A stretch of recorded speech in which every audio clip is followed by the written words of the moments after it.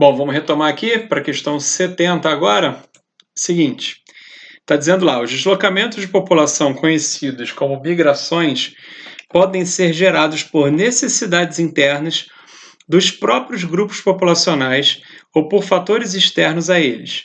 Geralmente estão vinculados a um contexto socioeconômico global ou a um contexto nacional ou regional, ou ainda podem estar ligados a causas econômicas, razões políticas, étnicas e religiosas. Sobre os deslocamentos internacionais, pode-se afirmar que, letra A, diversos fatores podem motivar as migrações, tudo bem, mas atualmente são os conflitos religiosos os maiores responsáveis pelos movimentos migratórios. Não, não são sem dúvida nenhuma, não são conflitos religiosos. Né? A gente tem crises humanitárias acontecendo, a gente tem guerras como a da Síria, né, que não tem um cunho religioso, na verdade é disputa por poder político. É claro que a religião, eventualmente, ela pode até ali ser usada como um dos elementos de rivalidade, mas não é, né, o real motivo, né, o principal motivo para o conflito. Então a letra A não pode ser. Países como Catar e Kuwait, no Oriente Médio, desde a década de 70, transformaram-se em uma zona de forte atração imigratória, principalmente de imigrantes de outros países asiáticos para trabalharem nos campos de petróleo e em áreas de construção civil. Ora, a gente sabe que países como esses aí citados, Catar, Kuwait, Emirados Árabes Unidos, são países que, da segunda metade do século XX para frente, transformaram-se em grandes potências petrolíferas. E isso estimulou demais a construção civil. Então, sem dúvida, são países que têm essa característica, sim, atraem esse tipo de população. Bom, vamos olhar aqui letra B. As baixas taxas de fecundidade abaixo do nível necessário para a reposição populacional e a necessidade de mão de obra não qualificada nos países europeus têm posto fim às políticas migratórias restritivas. Olha, é bem absurda essa letra C, né? Sem dúvida nenhuma, dentre as 5, talvez seja a pior. A gente sabe que as barreiras, a gente vê o tempo todo que as barreiras para imigrantes na Europa só aumentam, e ela cita ali mão de obra não qualificada, né? Pelo contrário, eles querem a mão de obra qualificada, por essa sim eles se interessam, é a chamada exportação de cérebros, né? Bom, voltando para a letra D, os Estados Unidos contam com uma elevada população de imigrantes internacionais, atraídos pelas possibilidades de emprego, principalmente de países asiáticos. Não, na verdade, a grande maioria dos imigrantes que vão para os Estados Unidos são latinos, e mais especificamente mexicanos. Bom, letra E. Uma das vantagens dos imigrantes em situação irregular é que conseguem desfrutar de serviços de saúde. Não, é bem absurda essa letra E, né? O cara é irregular, o cara não tem direito a nada, né? Não tem direito a nenhum tipo de benefício. Portanto, o nosso gabarito aí vai ser a letra B. Tranquilo? Vamos lá para a questão 71, em que está escrito o seguinte: no estudo sobre demografia são utilizados vários instrumentos teóricos e práticos que possibilitam aos organismos internacionais a obtenção de subsídios, ou seja, informações, né, para a elaboração de políticas econômicas e sociais. A curva de crescimento demográfico é um exemplo. A partir desta, é possível obter informações acerca do estágio da transição demográfica a que se encontram determinadas sociedades. Isso torna-se possível conhecer a dinâmica de suas taxas de natalidade, mortalidade, etc. Ou seja, o que ele está falando aí? Que as informações que os censos demográficos acabam fornecendo são responsáveis pela adoção de políticas públicas que vão dar conta das mudanças demográficas. Diminui o número de idosos, diminui ou aumentou o número de crianças, a gente acaba criando ou elaborando políticas públicas que vão atender a essas novas necessidades.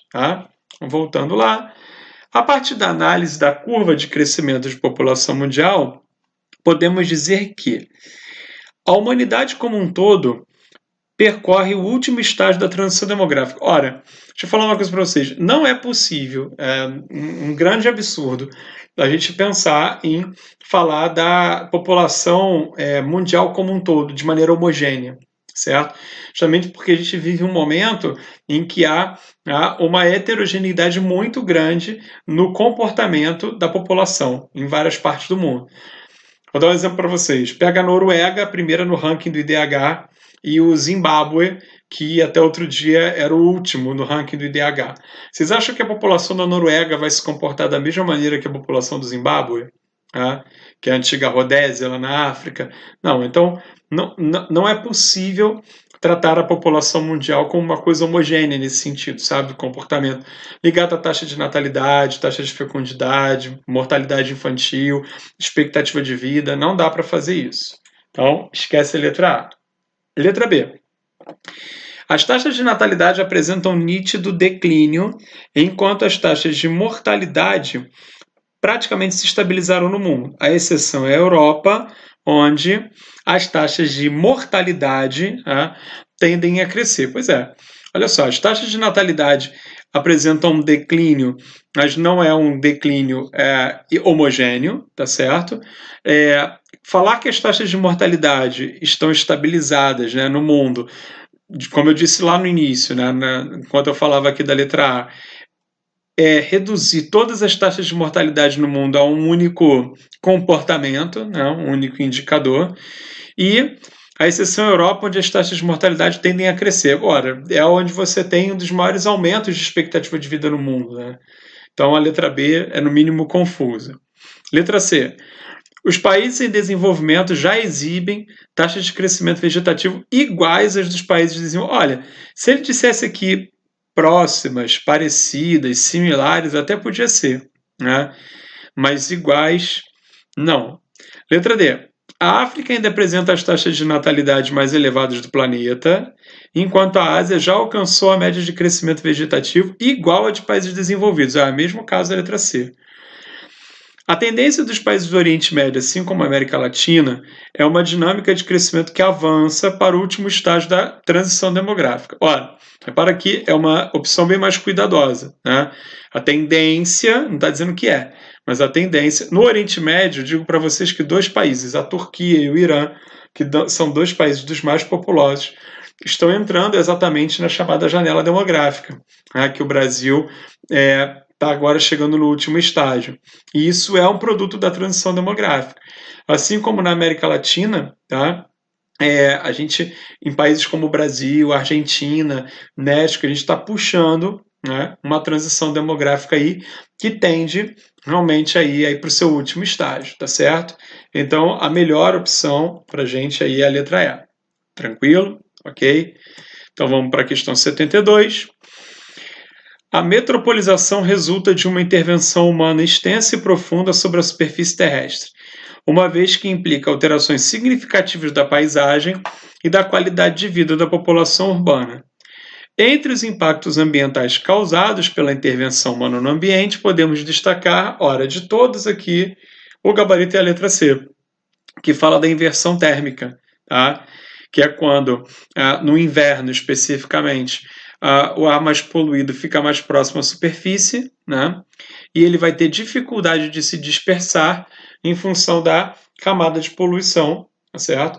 Que forma uma espécie de tampão, e isso se dá especificamente por conta do grande número de construções, o adensamento das construções no espaço relativamente pequeno, a quantidade de automóveis que circula, a quantidade de poluente que acaba sendo jogada na atmosfera, a ausência ou a redução da vegetação, tudo isso contribui para aumentar os níveis de poluição, tudo isso contribui para que no inverno, né? Por que no inverno a questão? Porque como o ar mais frio é mais denso, ele tende a ficar mais próximo à superfície por mais tempo. E essa camada de poluição acaba dificultando ainda mais a dispersão desses gases tóxicos. Tá? Lá para as 10, 10 e meia da manhã, o sol vai batendo, né? Vai esquentando esse ar aos poucos e ele começa a se dispersar. Mas nas primeiras horas da manhã é bem comum acontecer esse fenômeno. Tá? Então a questão aí, o gabarito aí é letra C. Vamos para 73.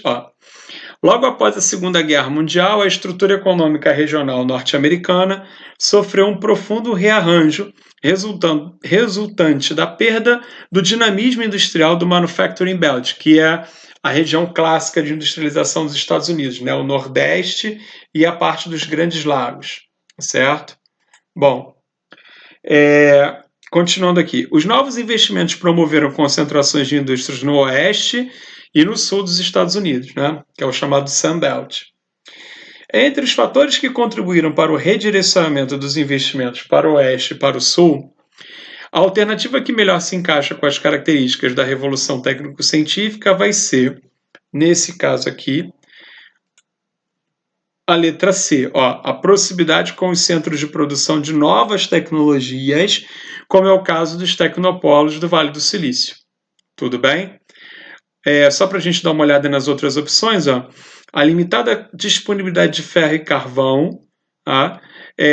isso está errado porque a gente sabe que as novas indústrias de alta tecnologia não utilizam grandes quantidades de matéria-prima, então não precisa ter essa disponibilidade aqui.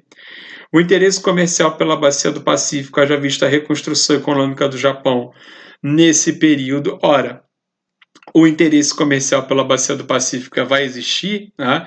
Mas desde sempre, mas não é o fator principal, né? Para que as indústrias emigrem para a costa oeste. Na verdade, o principal fator que faz as indústrias irem para a costa oeste, como está colocando no enunciado, é um processo de decadência, né, do cinturão da manufatura, associado a um processo de crescimento, sobretudo na produção tecnológica da Califórnia. O fato do Japão e da Bacia do Pacífico estarem ali é algo a mais, é algo mais interessante, que torna ainda mais interessante essa migração de indústrias para a costa oeste dos Estados Unidos, tá certo? Tudo bem? Agora, pensa comigo, na costa leste, você está em contato mais direto com a Europa. Então, isso significa o quê? Que eu vou abandonar a Europa e eu vou agora voltar meus olhos só para a Bacia do Pacífico? É claro que não. Né? Então, aqui nessa letra B, tudo bem, existe o interesse comercial na Bacia do Pacífico, mas não foi deliberadamente por isso que houve essa migração. Ele cita, inclusive, aqui a questão do Japão, né? Mas o Japão nem vai ser, nas últimas décadas, nem vai ser a grande coisa que vai acontecer na Bacia do Pacífico, né? E sim o crescimento da China, Hong Kong, Taiwan, Singapura. Bom, a grande disponibilidade de matéria-prima pesada, aí é muito parecido com a letra A, né?